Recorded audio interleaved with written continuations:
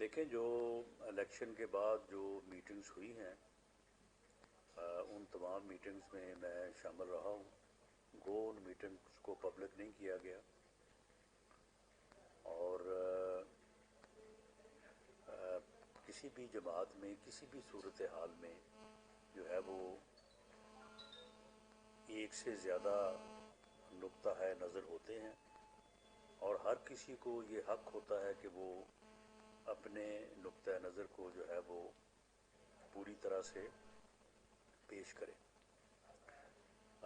पाकिस्तान मुस्लिम league नून की हुकूमत में अगर आप किसी गवर्नमेंट ऑफिस की बात कर रहे हैं तो पार्टी का पंजाब में जो है वो सदारत का एक बहुत अहम जिम्मेदारी है, वो मेरे पास है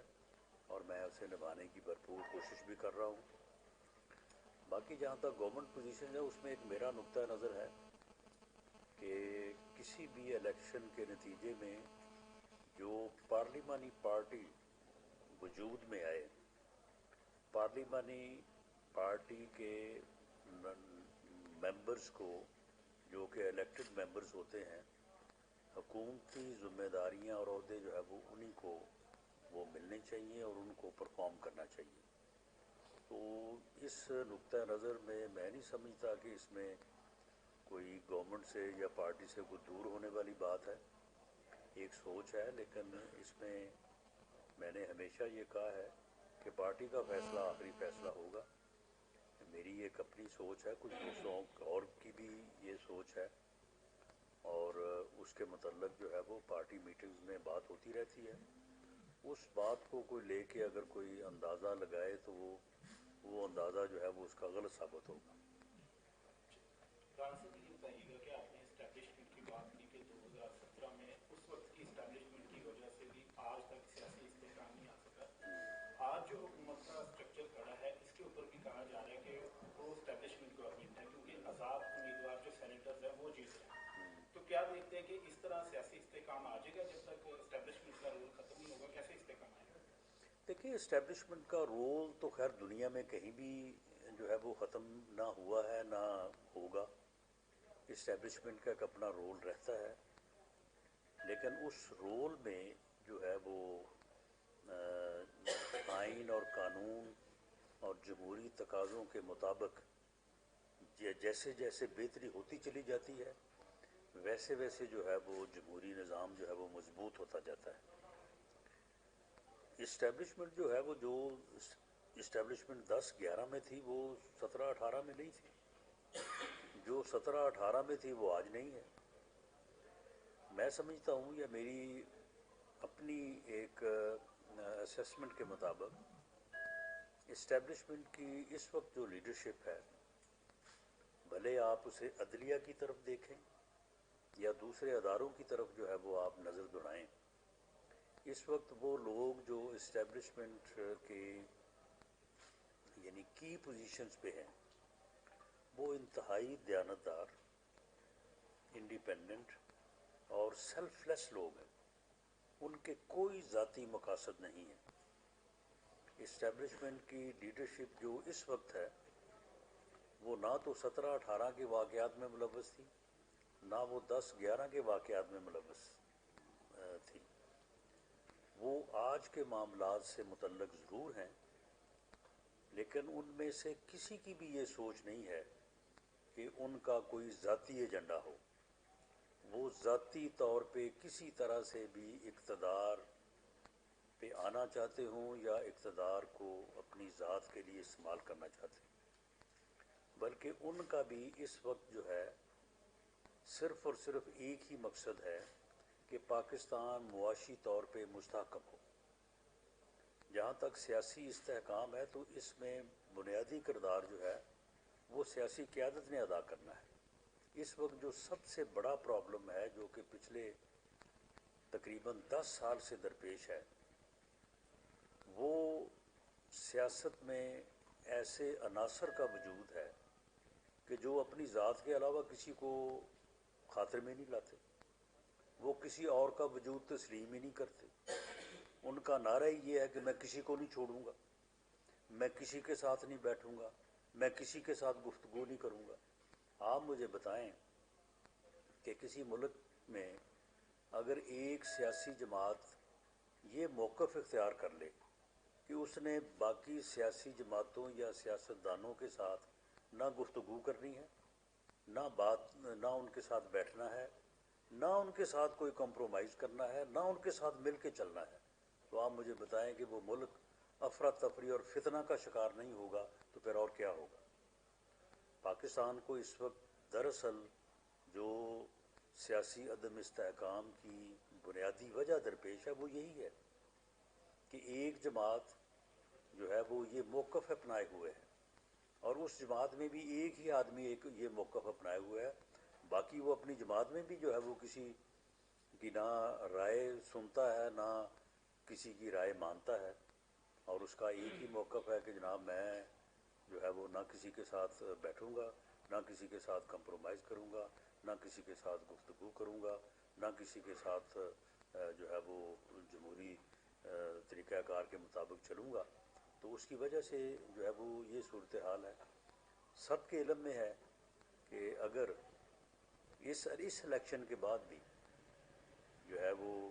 وہ کولیشن میں آ کے گورنمنٹ بنانا چاہتے تو شاید وہ ہم سے پہلے وہ گورنمنٹ بنا سکتے تھے۔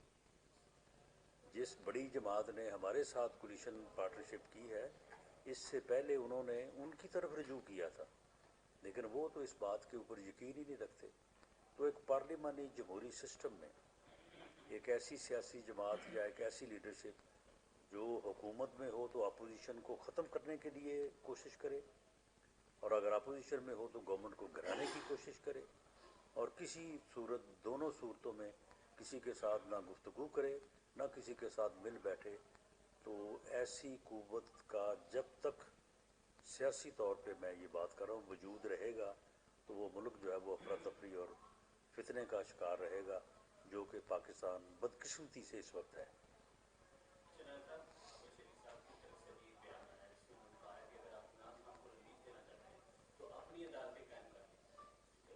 کس کو ریلیف دینا چاہتے ہیں؟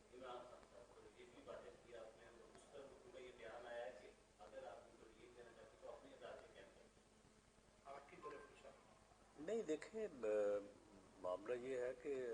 جو عدالتی نظام ملک میں موجود ہے، ہمیں اگر سزائیں ملیں تو انہی عدالتوں سے ملی، اور اس کے بعد پھر اللہ تعالیٰ کے فضل سے اگر ریلیف ملا تو وہ بھی انہی عدالتوں سے ملا۔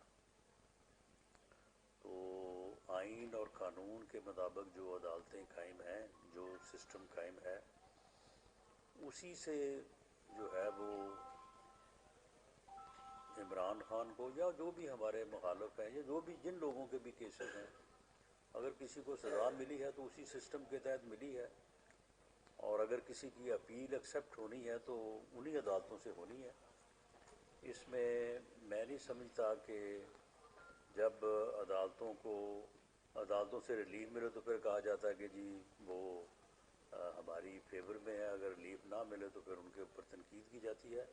میں سمجھتا ہوں کہ جو ملک میں عدالتی سسٹم موجود ہے، بہرحال اس میں اگر کوئی کمی ہے تو اسے بہتری کی طرف لے جانا بھی ہمارا فرض ہے، لیکن بہرحال اسی کے ساتھ ہی ہمیں آگے چلنا ہوگا۔ اچھا ران صاحب، پی ڈی ایم کے سابق سربراہ مولانا فضل الرحمان احتجاج کرنا چاہتے ہیں، اور اس بار جو ہے ان کا جو محمود کاشف ظہیر پاکستان تحریک انصاف ان کے ساتھ مل کے کولیشن ہو رہی ہے، تو یہ ایک بڑی مضبوط اپوزیشن نہیں ہو جائے گی حکومت کے خلاف؟ دیکھیں، اپوزیشن جو ہے وہ مضبوط ہو یا نہ ہو، حکومت وقت کو اپوزیشن کا جو ہے وہ احترام اور اپوزیشن کے ساتھ ہمیشہ معاملہ فہمی کرنی چاہیے۔ ہمارا تو ہمیشہ سیاسی نظریہ اور سوچ جو ہے وہ یہی رہی ہے۔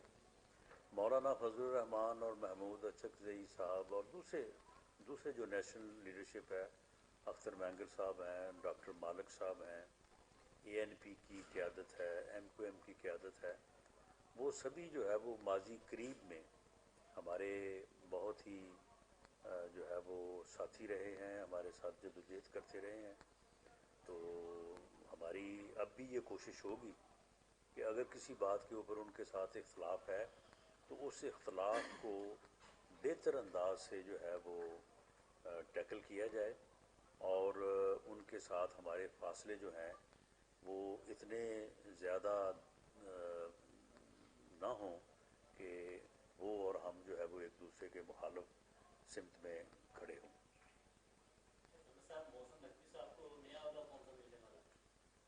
محسن نقوی صاحب نیا عہدہ جو چاہیں گے ان کو مل جائے گا۔ ویسے محسن نقوی صاحب کا میرا خیال ہے کہ کافی جو ہے وہ محاسبہ ہو گیا ہے، تو فیصل واڈا صاحب کی اب بات کر لیں۔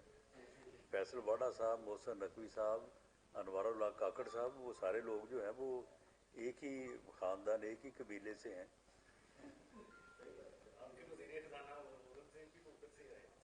بالکل،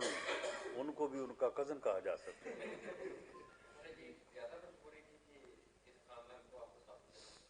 دیکھیں جی، یہ کولیشن گورنمنٹ جو ہے نا، کولیشن گورنمنٹ کی بڑی مجبوریاں ہوتی ہیں۔ کچھ مجبوریوں کا ذکر کیا جا سکتا ہے اور کچھ کا نہیں کیا جا سکتا۔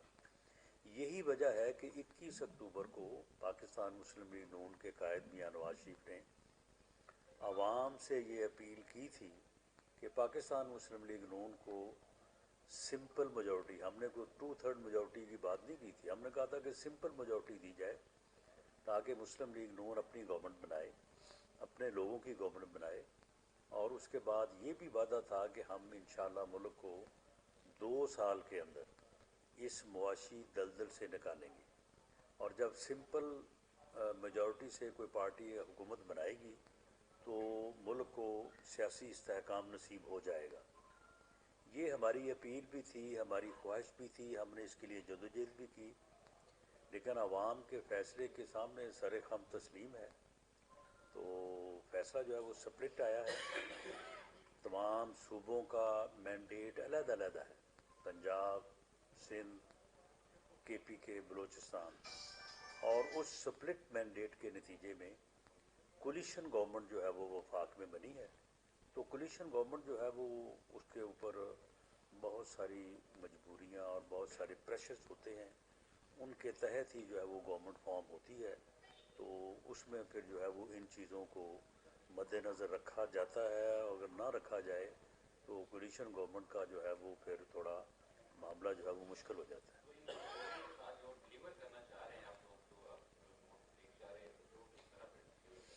نہیں دیکھیں، ہم نے تو یہ بات 21 اکتوبر کی آپ سپیچ جو ہے وہ میاں نواز شریف کی دیکھ لیں، اس کے بعد بھی انہوں نے 1-2 دفعہ الیکشن کمپین کے دوران جب ان سے سوال کیا گیا کہ جی کولیشن گورنمنٹ بنے گی، تو انہوں نے اس وقت بھی کہا کہ کولیشن گورنمنٹ جو ہے اس سے مطلوبہ نتائج حاصل کرنا بہت مشکل ہوگا، اس لیے مناسب یا صحیح فیصلہ یہی ہوگا کہ ہمیں سمپل میجورٹی جو ہے وہ دی جائے۔ تو لیکن اس کے بعد پھر جو نتائج ہیں وہ تو آخر پھر انہی کے ساتھ چلنا ہے نا آپ نے کوئی، کیونکہ اب اگر مسلم لیگ نون گورنمنٹ نہ بناتی تو پھر کیا ہوتا، کیونکہ دوسرا تو کوئی بنانے کو تیار نہیں تھا۔ پی ٹی آئی جس کے پاس سیکنڈ میجورٹی تھی، ان کے پاس کو 92 لوگ تھے، تو وہ کسی کے ساتھ بات کرنے کو تیار نہیں تھے۔ اگر وہ بات کرنے کو تیار ہوتے تو پیپلز پارٹی ان کے ساتھ گورنمنٹ بنانے کو تیار تھی اور بن جاتی ان کی گورنمنٹ۔ تھینک یو جی، بہت شکریہ جی، لے آؤ بھائی۔